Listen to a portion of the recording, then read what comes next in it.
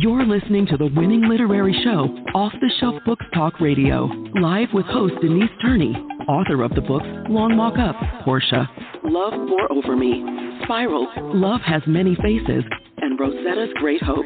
Turn up your dial and get ready for a blast of feature author interviews, 411 on book festivals, writing conferences, and so much more. Ready? Let's go. Your limitation is only your imagination, and that quote is from an anonymous source. And again, that's your limitation is only your imagination. Good morning. I want to welcome you to our April the 24th Off the Shelf show. And to our loyal listeners, I always say thank you. We're headed on 16 years. 16 years, you guys. If this is your first time tuning in, you're just finding out what are you going to do on this glorious Saturday, I just want to let you know that you are listening to the Winning Book Radio show, Off the Shelf. And again, welcome to our Saturday, April the 24th show. I am excited to introduce to you our guest for this morning, and I'm excited to listen to what she shares because I learned something from every guest who comes on the show. But before we get into that, I have to ask you, and I keep asking you guys, how good of a mystery sleuth are you? One of my favorite shows is Columbo, and he'll tell you exactly, they'll show you exactly what happened at the beginning, but you get to see how people try to maneuver and manipulate and how things really happen.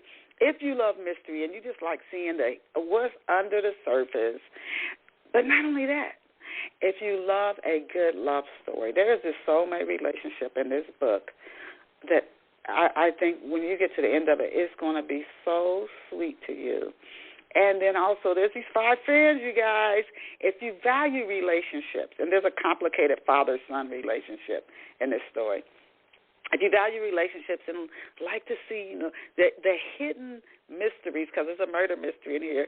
If you like to see the hidden mysteries and you value relationships, you really value relationships, I encourage you, it's an ebook and in print copy, to get a copy of Love Pour Over Me. And if you don't see it on the shelves, just ask the clerk for it because it's carried by the largest book distributors in the world.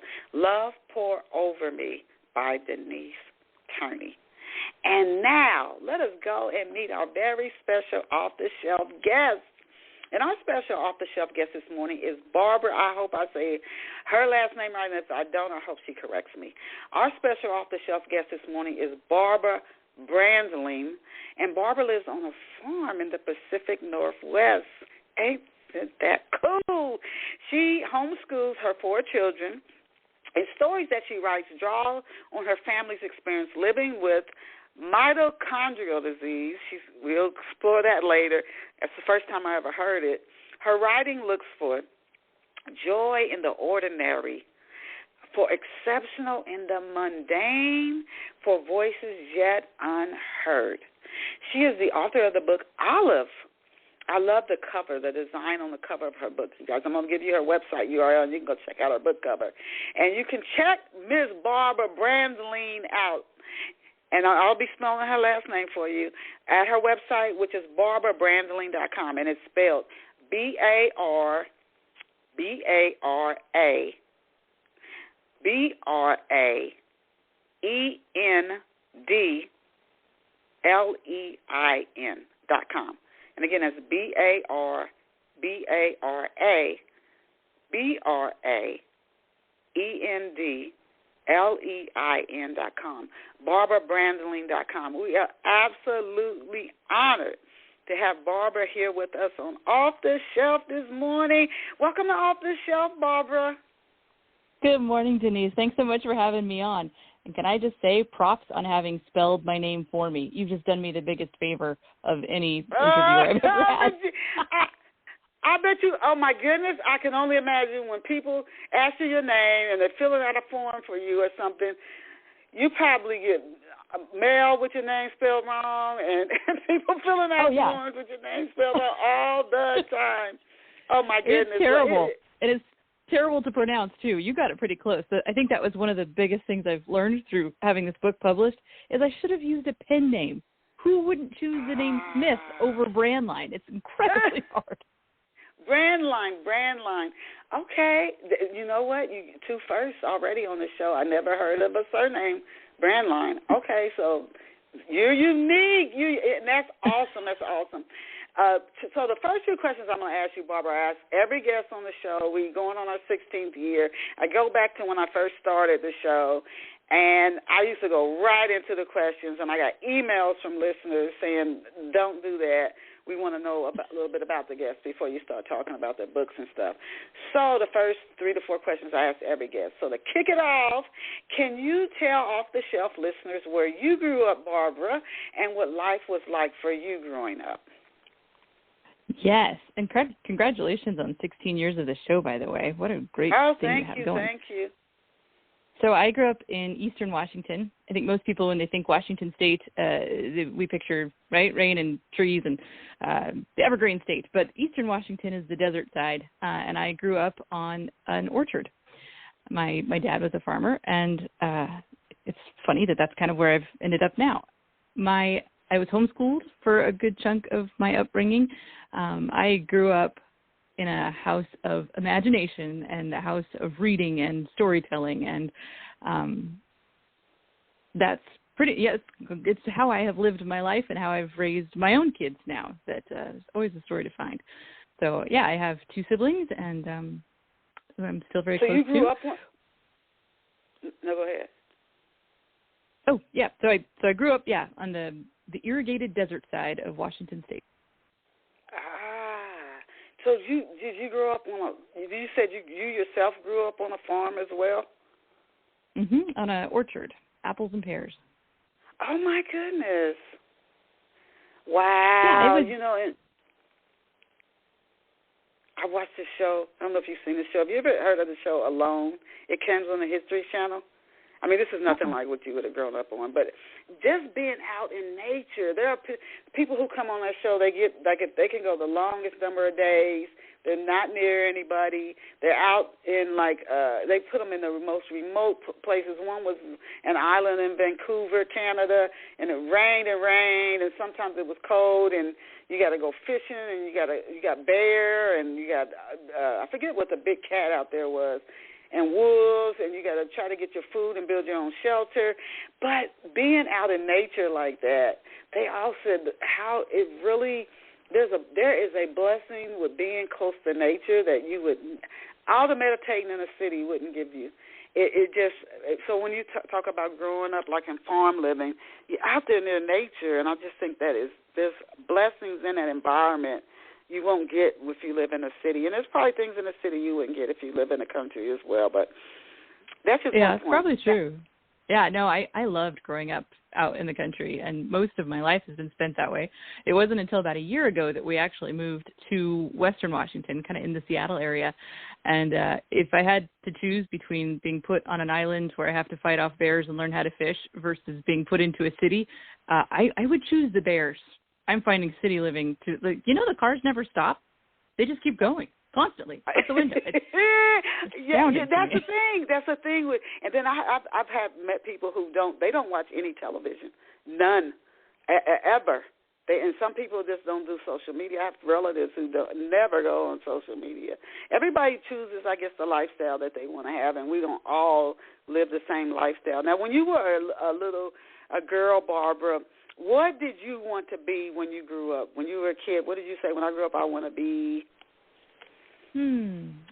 That's funny. For a while, a writer. I pictured myself being a journalist. And then there was a stint of a few years that I was really convinced that I was going to run track in the Olympics. And I never actually ran track. And I'm not terribly good at running. And I wasn't terribly good at running as a kid. But for some reason, in my mind, that was the thing I was going to be.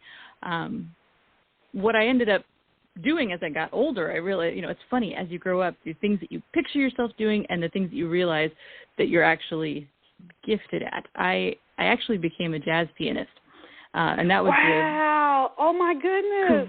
It was the career that I had before I had kids, and so somewhat wildly off of what I pictured. Definitely not an Olympic athlete, but oh my God, I love jazz. Oh, that is so fascinating.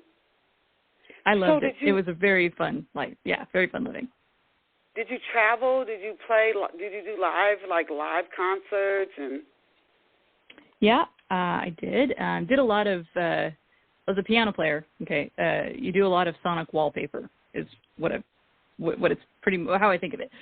You're playing at people's wedding receptions and gatherings where you're the ambiance music in the back. And so I did a lot of solo piano gigs. I had bands that I would play with, did some traveling, mostly Washington State. But, it was just a great experience. And I think actually it's funny getting to talk to you now. Radio reminds me the most of that life. There's something about what you do on a podcast, what you do on the radio, that I just feel like it activates the same part of the brain that jazz improv does. And so it's a very, very happy spot to be for me. Oh, wow. You just really amaze me. Who or what inspired you? You said you thought you wanted to be a journalist. Who or what inspired you to pursue writing? What birthed that passion in you? I grew up being read to from a very young age. Words were a part of our family culture. My mom read to us, and I started reading myself at a young age. And so I think the idea of storytelling was woven into my existence from a young age. Now, what made me think journalism? That's a good question. I think that somewhere in my early teens, maybe 12 or 13, I got to write for a school newspaper, and I just enjoyed the process. I enjoyed that style of writing. I don't think that I actually understood very well what journalism per se would look like, that it actually had very little to do with the writing that I was attached to. I didn't think I could write fiction, and that's sort of what drove me to think about journalism was, okay, and this now sounds funny, here we are in 2021, and lots of journalism is sort of fiction these days, but I pictured that I needed to be very bound to the facts, only tell things that were happening in front of me. That's something that developed over time to realize that fiction so often is telling the truth. It's telling truths that don't get covered in other ways, telling the truth that maybe we have a hard time talking about in realistic terms. So, yeah, probably that first journalism instructor kind of sparked my interest. Okay. Now, before we go on a little bit into talking about, I have two more questions before we start talking about Olive. For our listeners who we were a little bit tapping in on this a few minutes ago, but we might have listeners who never, ever lived on a farm, have only lived in a city. Can you describe for people, before we dive into Olive, what is it like? What is that urban farm life like?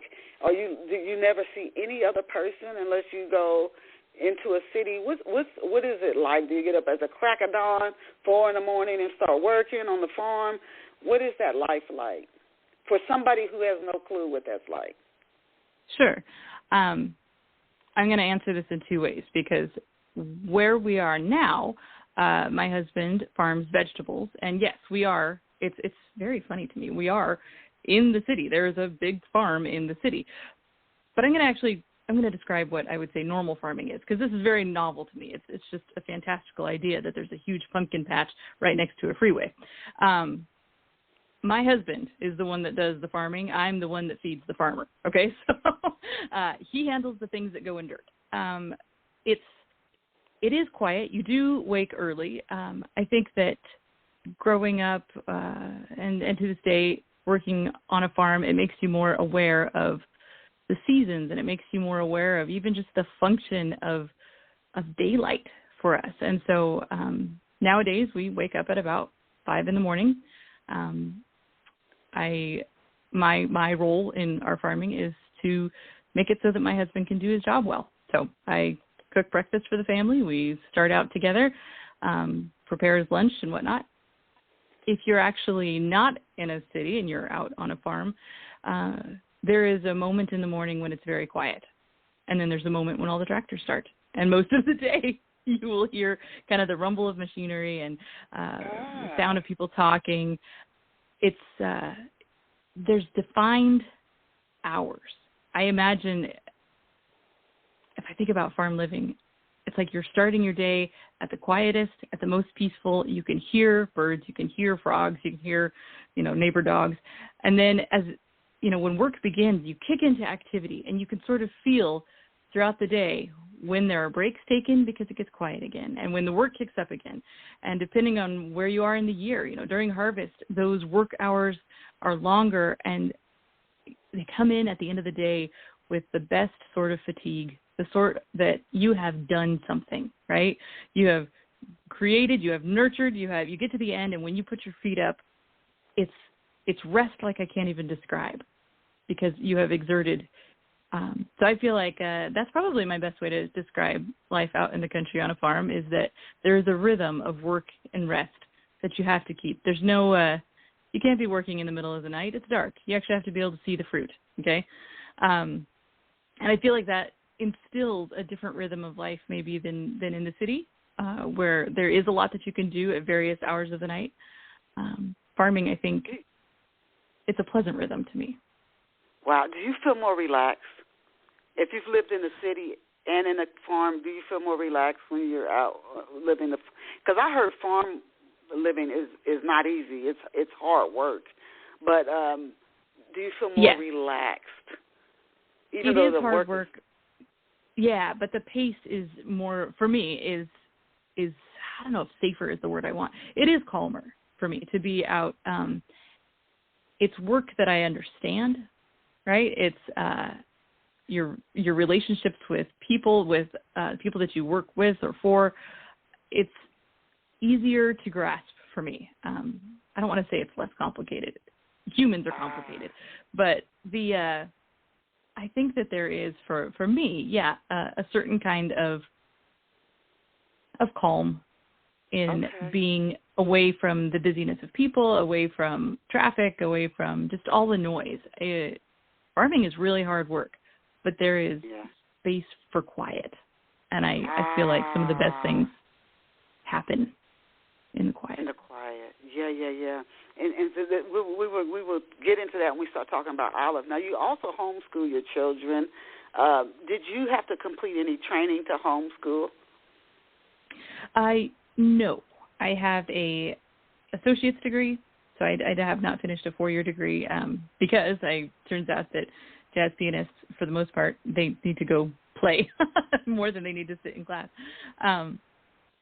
But no, what I do have is a community of people that are smarter than me, including my own mom, who I credit with a huge amount of help in my homeschooling. And I think that that's one of the things that I have learned as we have gone about homeschooling is that the focus shifts from, okay, now it's school time, right? We think about sending our kids to school, and there's a certain amount of hours in the day, and there's hoops you jump through. I feel like the focus of homeschooling gets to become education. How am I going to educate my kids? And that might not be in a traditional classroom setting. It could be that we're sitting learning something from a neighbor that that our hours fit us. And I think so. I don't have special training beyond having to learn with and next to my kids every day. Okay, and then their training probably is broader in some aspects. You could say vice versa. In some ways, maybe not, but some ways, like you said, you're learning from different people. We used to go on field trips when I was in school. I don't know if the kids still do that, but you could go to museums and whatnot. But you're learning from other people who have knowledge that in an area that you might not have. So they're getting even not just one teacher, but they're getting it from a broad range of people. Now we want to talk about Olive. Now I love the cover design on your book, Olive. As I was telling our listeners at the start of the show, who designed the cover? That's like a very intriguing cover. And what role did you play in putting that final design together? Oh, I wish I could take more credit, but this is all. So my book has been published by Atmosphere Press, and the cover was from one of their graphic designers. They handed me probably 5 possibilities, and I loved this one. One of the, and I'm so glad you like it. One of the things that comes up a lot in the book is that Olive, the main character, that she's good at seeing things. And I love that I just felt like they captured that in the cover, that this is this book it's the story of the world through her eyes. And I wish I could take credit for the cover. I pretty much just said, woohoo, I like that one. Okay. Now, can you introduce off-the-shelf listeners to Olive? Please give us an overview of the book. Sure. So, like I said, it's the story of the world through the eyes of a nonverbal, medically fragile 5-year-old girl. So in this story, it is fiction, but it is fiction drawn from real life. You only know what this little girl knows, okay? And so you don't know what the name of her medical condition is that keeps her from being able to walk or keeps her from being able to speak, because she doesn't know.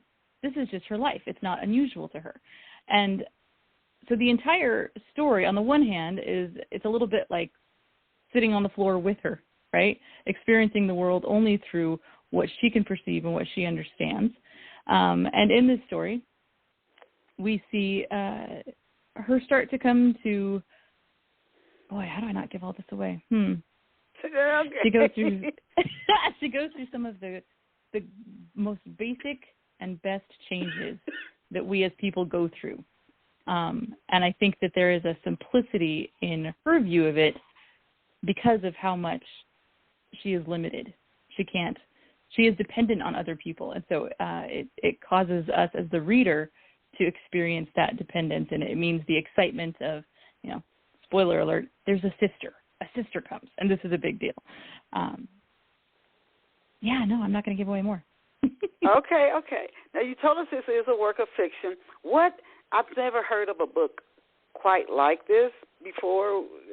Doesn't mean that there aren't others out there, but this was totally new for me. The design of the book, and then the actual topic of the book, the character and what she's dealing with, and you're letting the reader experience a story through this little girl's eyes. What inspired you to write Olive? So Olive is essentially a fictionalized version of my oldest daughter's early years. So my kids all have a genetic disorder called mitochondrial disease. Much of this story is pulled from things that we've walked through with my kids, from feeding tubes to, the nonverbal, not walking until much later, things like that. I have tried for years to tell our story. And maybe I only find it interesting because it's, our life. But every time that I would try, I would get to the end of my attempt at a book, and I would think, not even I believe this. It doesn't feel plausible to have, 4 kids with this. We're a 2 feeding tube house. For Pete's sake, it just doesn't seem believable, right? Mm-hmm. And so what led me to not only to telling her story, but to telling it in the way that I did, is that I feel like there are commonalities between us as people and our experience as human beings that can get lost in the specifics. I could have written a book about mitochondrial disease, and it would have had a very narrow market, right? Maybe you would have read it, but it wouldn't have been personal to you unless you had a mitochondrial kid, right? Whereas I feel like if you have ever experienced being misunderstood, well, then you can relate to all of it. If you've ever experienced being afraid and not able to communicate why you're afraid, having things happen to you that are outside your control, if you've ever experienced the magic of having your first best friend, these are things that I think are relatable to all of us. And that gave me a certain freedom, I would say, to put this as fiction instead of as our real life story. We could leave out the things that trip people up, right? I don't have to. It's hard to explain a disease that few people have heard of, but it's not hard to explain what it feels like to be excited for your daddy to come home because he's going to pick you up and fly you around the room. That's relatable. Right. Yes. Oh, how smart of you as a writer as an author to take take that approach. What is her personality like? The Olive in the book. What is her personality like? She's very observant, and she is determined about the things that she wants to be determined about. So one of the struggles that she has early on in the book that we read about is she gets too tired to eat. Okay, it's a thing for her, and so when she has a thing that she wants to do more, if she is determined that she wants to figure out how to stand up by herself, right? She's gonna not pay attention to the eating. She's gonna pay attention to that with tremendous drive. She's a gentle personality throughout the book, and I would say that she's very attached to her parents. The relationship that she has with her parents is probably the most defining thing about her. And as her character develops, we see that what she had built relationally with her parents gets extended when the new baby sister is born, and then we see the beginnings of friendship. So she's very loyal, but I just keep going back to observant. She appreciates the world around her for what it is. She's a very content person. She doesn't view herself as sick or as somehow that there's something wrong with her. I think that she is constantly looking for what is excellent around her. I love that. Now, how old? She's 5 in the story, but it sounds like she doesn't even know that there's anything. And you hear kids say, "I didn't even know I was somehow different until I went to school and somebody pointed at me and said," or "I didn't even know." How old is she when she realizes, or does she ever even, that there's something different about the way her body functions? Or does she ever even notice it? Yeah, that's a good question. She gets she starts to have experiences by the end of this book, and so it's still all happening within a year or two, right? So she's close to that age. And it's not so much that she realizes that she has a disease, but that she realizes that something is not even good, bad, or otherwise, but different. There is one incident in the book where she's taken to a play group and gets picked on, okay, just for some of her inability to get around on her own. And that is it's a real turning point for her, because she starts to realize where she is safe. So even though she gains this awareness that there is something different about her, the response is, okay, I'm different than that, but I am understood somewhere. I'm understood in my home. I'm understood by my sister. That ends up being what she does with that information. So she never, in this story, gets a firm handle on what the disease is. Stepping into her world, I feel like it's a little bit like handing a camera to a toddler, right? You're going to get all these really up close pictures of carpet fibers and doorknobs and toenails. You're not necessarily seeing a picture of a house. You're seeing a very focused picture of a portion of a house. And I think that is the degree of understanding that Olive gets of her own condition, of her own where she fits into the world. It's an up close look at the smaller things in her world. I'm already loving this, Miss Olive. Can you introduce us to Olive's mother and father? What do they do, and what are they like? So again, you're only going to know them through her eyes. So according to her eyes, they are mommy and daddy. Her mommy is pregnant at the beginning of the story. You know that her mom is home with her all day, and that she experiences her mom very much being held a lot. One of my favorite parts in the book is when Olive is in the kitchen with her mom, and her mom will set her in the sink, and they'll be doing the dishes together. And Olive is very convinced that she is helping, absolutely. Whatever the tasks are, you see all these little glimpses of homemaking in this story, and Olive's participation in it, right? A chore isn't a chore if you're doing it with mommy. It's an opportunity for a game. And so, her playing in the sink, we know that, because she knows, that whatever her daddy does, he comes in covered in dirt, and that his pickup is always dirty. We know that he is strong and flies her around the room. We know that her daddy is very funny. And so as the book proceeds and Olive is going to end up having to be hospitalized, it is her daddy that can make stories out of the beeping and can make something about the IV, which was so scary to her, can make it entertaining. So we can see in how she views her parents. She views her mom as making life a party. She views her dad as the ultimate strength and safety. He takes her riding through the orchard, so we as the reader get a hint that there is farming involved. But her understanding of what they do is very limited. Okay. Now, how does her grandmother, Olive's grandmother, help keep the story moving forward? What's driving her grandmother? So her, one of the things that we find as the story goes on is that we know that Olive gets sick pretty easily, and that when she gets sick, she ends up at the hospital.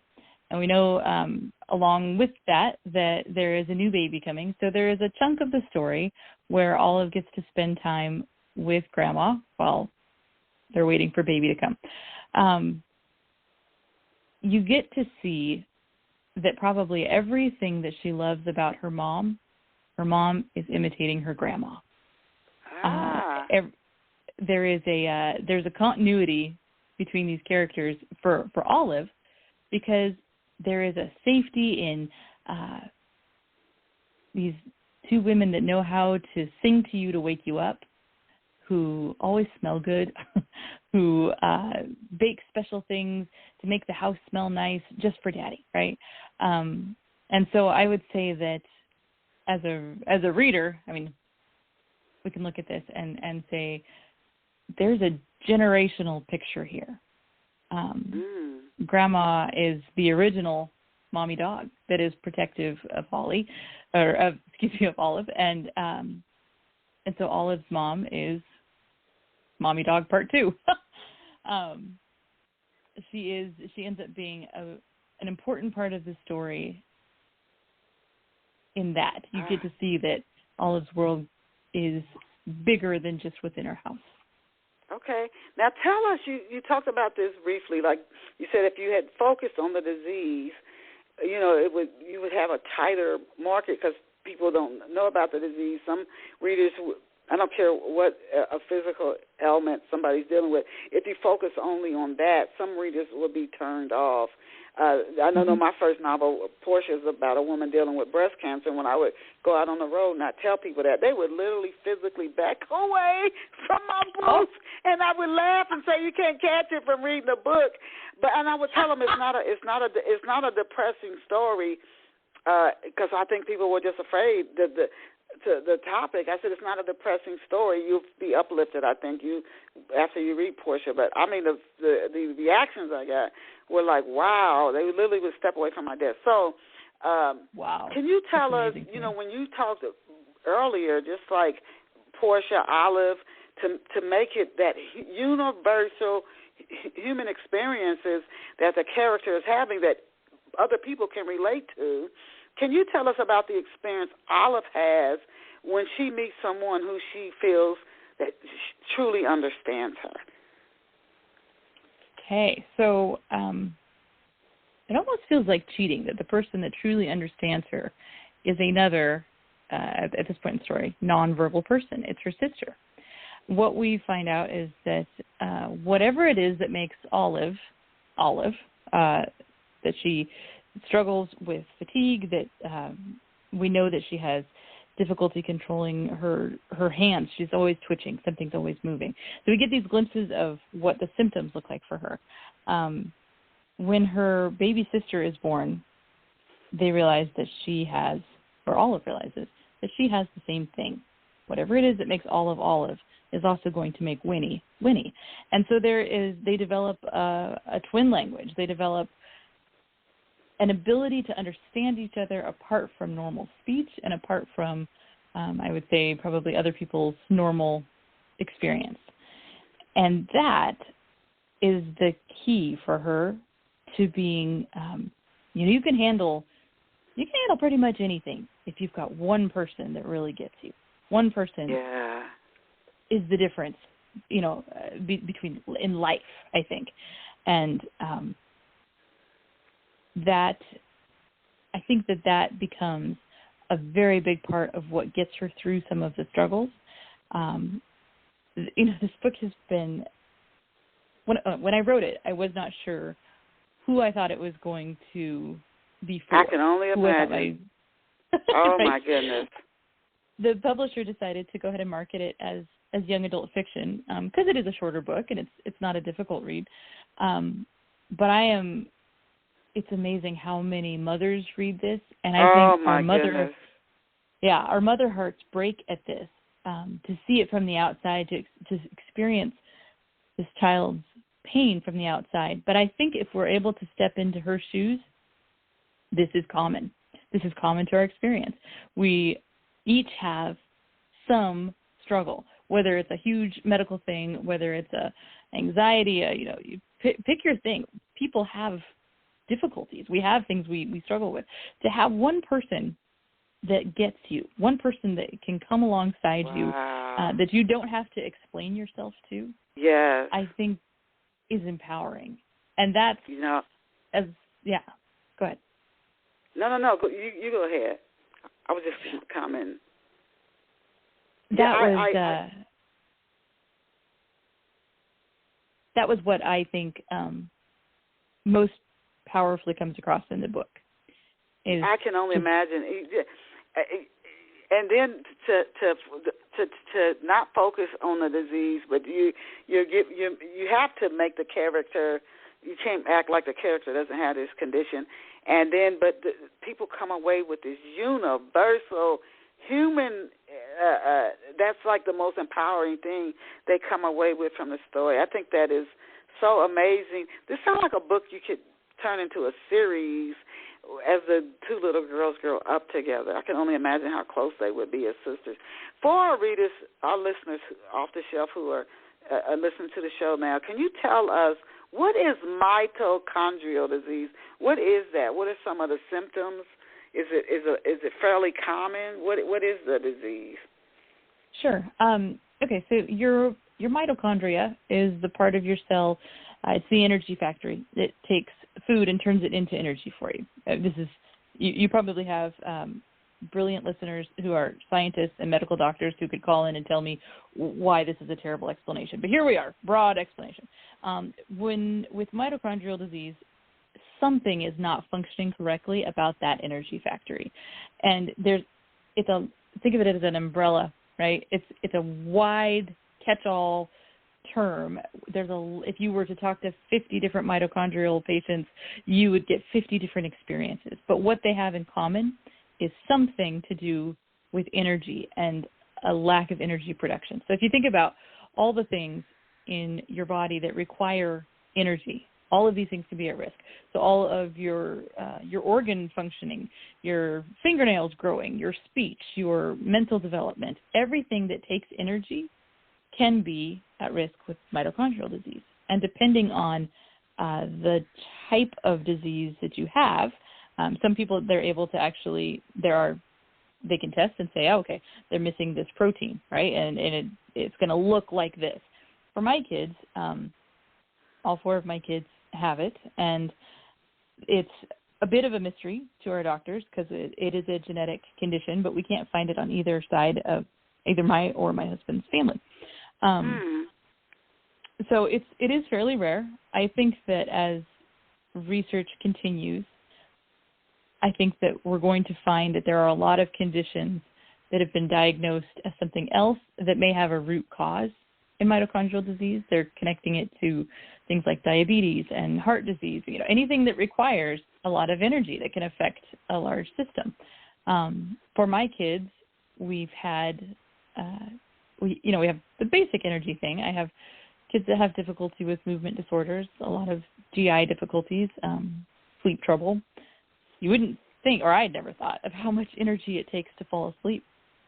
That's been a huge thing in our world is, you have to have the energy to fall asleep and to stay asleep. And then if you can't get that, what a cycle you are creating. So I think that if any of your listeners would like to learn more about mitochondrial disease, there are some great websites that will give you much more specific information. You can look at umdf.org is probably one of the best ones for learning about mito disease. But the big thing that they have in common is energy. We're always battling for energy. Are you born with it, or is this something a person can develop over time?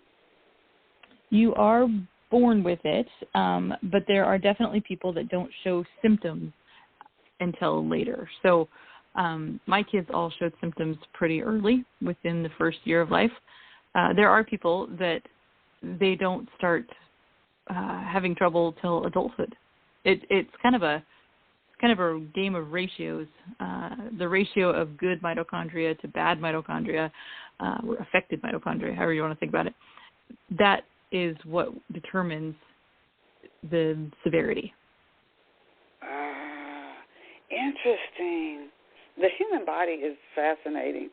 I know somebody who has had a sickness, and some of it's energy related, and just a lot of abdominal. They don't know if it's a gallbladder or whatever, but the doctors sometimes they guess it's this. No, it's not that. No, it's not that. And so they don't always know either. So you just keep coming back to they try to figure out what is really going on. Yeah, it's complicated, and we have just felt very blessed. When my oldest daughter first showed symptoms, it was pretty severe, and she was hospitalized. And there are kids that it takes years to get a diagnosis, just because, like what you're saying, you're kind of throwing darts at all these things. How do you figure out what the root is? And we actually had the doctor who was on call when she was admitted that very first time.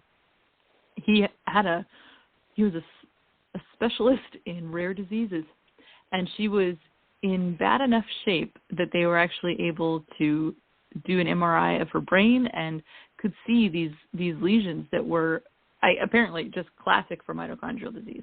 So she got diagnosed within the first 3 days of showing severe symptoms. And that's, it still has taken years to figure out how to manage her disease well. But my heart just goes out to, people like your friend, where it's like the diagnosis can be exhausting. It can take so long to go through all that. Yeah, and you don't know what difficult. It is. Yeah. Mm-hmm. Whatever somebody has. Some people being gluten intolerant years ago, nobody knew that there was such a thing. You were told to eat wheat. And I had a writer friend. She said she was almost close to leaving this world, and her husband had spent so much money, and she decided to stop going to doctors and specialists, and she researched what she was going through herself. She's the one who came up with that she was gluten intolerant. She said, that's before you heard about gluten. And she went on a crusade telling everybody about it, but she said she was good as gone. And they kept telling her she had this, and she said she was so fatigued, and she got that and this, and it was all wrong. So she started researching herself, and that's how she found it. I think it's good when you get a diagnosis and it's correct, and you can start moving forward from there. Now, being that Olive is nonverbal, is the mitochondrial disease, is it similar to autism in her experience, in Olive's experience? There can be, yeah. For some mito kids, autism does go hand in hand with that. In the case of Olive, it's more developmental, that things are behind. So she, in the book, she does a lot of babbling, a lot of, in her mind, she is absolutely communicating. And her little sister ends up being able to understand her. But it's more of, I think parents of autistic children will find this relatable, and they'll probably also be able to spot the differences. Okay. Now, how were you able to share her thoughts in the story, being that she's nonverbal? That must have really been, do you really focus a lot on a lot of descriptive things like colors, sounds, Yeah. to really bring it out, being that she's nonverbal. I honestly have in my own life just spent a lot of years on the floor with my kids who couldn't walk or couldn't talk. And when you start trying to look at the world through someone else's eyes, someone who is in a fixed location in your living room, right? It feels like learning another language. To have, again, I'm drawing a lot of this. I wish I was more creative. I'm drawing a lot of this from my own kids' experiences. When I watch them in the kitchen, what is the most fascinating thing? A measuring cup. Okay, it's the sound that it makes. It's the feeling of putting water in and dumping it out. It's a lot of this book is very sensory, I would say. It's what does it feel like to find a sunspot on the floor and to wiggle your toes in the carpet? Because that is her world.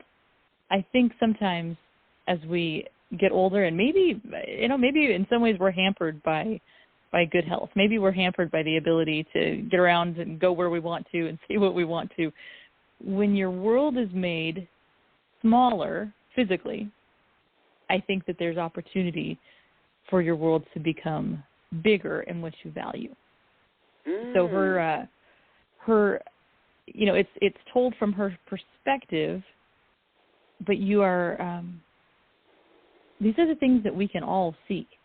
We can all see, if we're paying attention, how the person we love reacts, what makes them happy, what makes them sad. These are all things that I think maybe if we spent more time sitting on the living room floor and looking up, we might observe too. Interesting. Now, what can the book Olive teach readers about communication, and especially as it regards the most powerful form of communication, which is nonverbal? What can this book teach us about communicating with each other? I think that our best communication probably comes from when we are focused more on the other person than on what we're trying to say. So I think it's a book that could definitely be used as a tool for teaching kids empathy. I mean, if that was the goal. But as I think of it as an adult, so much of what she observes around her, so much of how she communicates, it's just that she's paying attention. I mean, do you wonder how many of the relationships that we have as adults would be simpler, would be happier if we were just paying more attention to what the other person was feeling, to what they were saying, to what they were trying to communicate to us? I think sometimes, for myself anyway, I can get caught up in, am I saying this right? Did I get understood? Right? With Olive, when she doesn't have that capability to make herself understood, she's more observant of other people and of the world around her. And there's probably something worth stimulating there. I'm listening to you, and I'm telling myself I got to do better at that. I'm listening to you, and I'm telling myself, and that's interesting, like to focus more on just what the other person is saying. And as adults, you always wonder what's the person's motive behind it. And maybe it's easier with kids if they're just communicating, but that's something for me to put top of mind. Now, one reviewer shared that reading Olive taught her to slow down and pay attention to how she parented her children. What happens in the story to help parents reassess, rethink? You've already shown one way where I'm thinking about improving my own communication, but what happens in the story to help parents reassess their parenting style, or even any reader, whether they have children or not, to help them learn not only a parenting style, but to slow down and pay attention? I think it helps in reading this to see what Olive finds exciting. I don't know if this is just the result of the technology that we have at our fingertips now. I'll going through a grocery store, I'll see parents that are doing they're doing their best. This is not a criticism here. The kids are looking at screens, like they're watching a movie going through the grocery store. And I get it. it's hard to get groceries when you've got a lot of kids. But I think the thing that maybe could be drawn from this story is that kids accept as exciting whatever you give them as exciting. So if, her world does not revolve around the latest thing, the most exciting thing, it honestly, because of how easily she gets sick, there are very few people that she interacts with on a regular basis. There's a few. We talk, I feel like it's very common to have conversations with young mothers that are worried about, is my toddler getting socialized enough? And well, are you talking to him? Like, their first socialization is you. And I think sometimes we have embraced this idea that, well, we better get them in a program. There better be a sport that they're playing year-round. There better be activity. Otherwise, how will they learn all of this? I think that something that can be drawn from Olive's experience is how much delight there can be in just existing together, in doing the things. In if mom is cooking in the kitchen, Olive is on the floor, playing with pots and pans next to her. I had one gal reach out after reading this, and I was encouraged by her response because she said, I don't like the mess. It feels like they're getting stuff out again, right? And if I'm trying to actually get something done, I'm not looking for more stuff to be pulled out and put on the floor. And she said what she realized was that that's the point. Of course they need to get out the pots and pans. Of course they need to get out the spoons, because this is how, these are the things that are exciting. And I think when we can train our kids at a young age to find joy in ordinary things, to find that measuring cup is sort of exciting if done right, right? That it is a treat to go sit in the grass and watch bugs. I think that can create a shift in how we parent. And I think that it is helpful for raising kids that are more grateful, that are more content. Now, does Olive, sometimes you'll see somebody, they might have not have physical eyesight, but they have even more pronounced their ear. They might be a great musician. They have that ear, the ear is sharper, or it seems that way anyway. Somebody might be lacking in a skill. Who was it? There's a great painter, Michelangelo. I was told he had a difficulty connecting with other people, but he was this awesome painter. So all this expression come out of him through his painting. Does Olive have any gift or something about her that is really sharper or different than other people? Sometimes that shows up in a person where you think something is lacking, but if you really pay attention, you're like, wow, look at this other thing they do that other people generally don't. Yeah, I would say her powers of observation.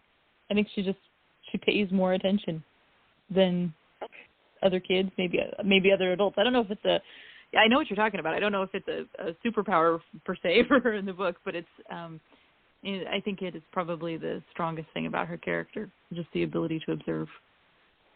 And what are some other things that you've been hearing from readers about Olive? I had someone reach out a couple of weeks ago, actually, and this might have just been the best thing I've ever been told about this book. She has a newborn, okay, so she's a nursing mother, and she said, by chapter 8, I had to go and change my shirt because I was crying so hard I let down milk all over the place. And I think, oh, well, that was an odd compliment, but I'll take it. That was a really I am surprised. I guess I hadn't thought about this before writing the book, but we bring our own stories to everything we read, right? We bring our own lens, if you will. And so it's been really striking to me how many moms are reading this and then handing it to their 11 or 12-year-old kids. There's something, I think it's always special when you can be reading something out loud or something with your kids that you both are hooked by. And I think that that's probably been the most exciting feedback to me, is that it's a connection. They've found a story that they can connect over, that that 11-year-old girl says she feels like Olive would be her friend, and that the mother is looking at that thinking, yeah, Olive could be my kid. And I think that there's something kind of beautiful about that relationship. Yeah. Oh, this story, the more you talk about it, the more I'm like, oh, Olive, go read Olive. As we come down to the last fewer than 5 minutes in today's show, Barbara, I want to talk a little bit about writing for our listeners who themselves are writers or interested in writing. What writing process do you follow? Like when you created Olive, did you use an outline? Do you do character sketches? I mean, you have children like Olive, so I'm imagining in this case you wouldn't do that. But how do you go about putting the story together? I'm always so impressed by real writers that have like a space that they go to and that they write every day. The truth is, when I wrote Olive, we were farming up near the Canadian border and possibly the most isolated place I'd ever lived. And the book was written with me standing at my kitchen counter while kids ran around me playing. And so wow. I wrote the story a lot like how I live my life, for better or for worse. I just kept going. I didn't write an outline. I wrote it the same way that I think, basically. And when I got to the end, I stopped. Wow. I think that there's something about that. I think it's the kind of storyteller that I am, that I like stepping into somebody else's shoes and picking apart what I see. And I feel like the voice of the book is more familiar to me if it is less planned, because I think my mind is not very well planned most of the time, and I'm not a good list writer, and I'm not a good outline person, but I think that there is power in storytelling. And so yes. I stood with a desire to tell the story that hadn't been told, and my kids had a story that hadn't been told. Interesting. Oh, I love it. Can you share 3 to 4 steps, Barbara, that you've taken that you found to be effective at getting the word out about your book, Olive?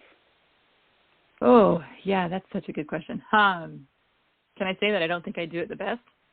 Step 1, maybe don't publish your book during a pandemic. I had a terrible time. I am finally having my first book signing next month. Okay, this has now been out for almost a year. Thank you. I pictured something totally different. Yeah. I have learned, again, pretty much the hard way, that social media is a thing I'm going to have to learn how to do. People do connect that way. Probably my best thing, though, has been doing shows like this, going on to podcasts. I actually started working with a podcast this last year called The Deciding Factor because they had me on as a guest, and we just had a good time.